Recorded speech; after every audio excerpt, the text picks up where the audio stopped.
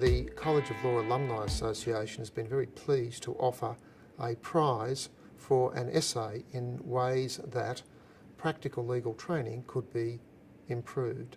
The winner this year was Ashleigh Standen. Well, the essay is called Let's Not Kill All the Lawyers, Law, Literature and Why It Matters. My other degree was in English literature, so that was the first thing that popped into my mind when I read the question. I always found that having the literature training really helped in studying law, and the legal training really helped in studying literature, so I thought they were quite a natural fit. I proposed that lawyers should also be taught literature. I looked at things like Plato and Shelley to understand more about what lawyers have been in the past. I looked at poetry, especially Coleridge, to understand the way that language works a little bit more deeply, and I looked at lawyers in literature more broadly, Shakespeare and Rumpole and Chaucer, and I proposed that that would improve our understanding of what it is to be a lawyer and how we can be lawyers and the way that other people see lawyers. Part of the conditions for submitting an essay were that the successful applicant would require to be interviewed by the panel to confirm that they were happy with the entry. Your thesis is a take on Shakespeare being let's not kill all the lawyers. And you then say that lawyers could benefit in terms of practical legal training from instruction in literature and poetry. So would you like to outline to us why you think that's the case?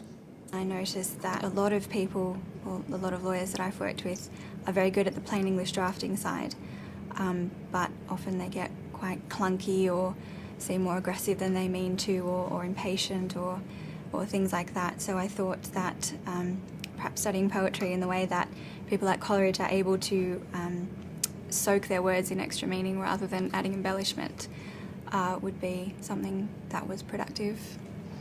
I can see how reading and being soaked in poetry might make lawyers better people, but given that lawyers need to strive for clarity and avoid ambiguity, is it really going to assist them to do their work? I think that studying poetry gives you a better idea of how language works. I don't mean that you need to write more poetically or go around spouting Wordsworth or anything, or working out the way that poetry makes you a better person, but I think getting to know the mechanics of how the words work and consciously choosing your words rather than just bashing out whatever comes to you and sending it off to the client or another lawyer, I think that is a really valuable skill. I think people have to stop and think about their words a little bit more, especially as lawyers, especially when we're aiming for precision. So we need to make more of a conscious choice to understand the way that we structure our words. With lawyers being, especially transactional lawyers, being primarily wordsmiths, do you think a better understanding of poetry might help as potentially leading to shorter, better and more comprehensive expression by lawyers to their clients? I think it could. I'd probably lean more towards the comprehensive expression. I think if you are aware of the way that words work and make a conscious effort to learn how exactly you can split the hairs with your choice of words, I think you probably could cover more situations. And as well, you could probably condense things down quite significantly if you really thought about what it was that you wanted to say and how the client would understand it. I think you could definitely improve the way that you wrote.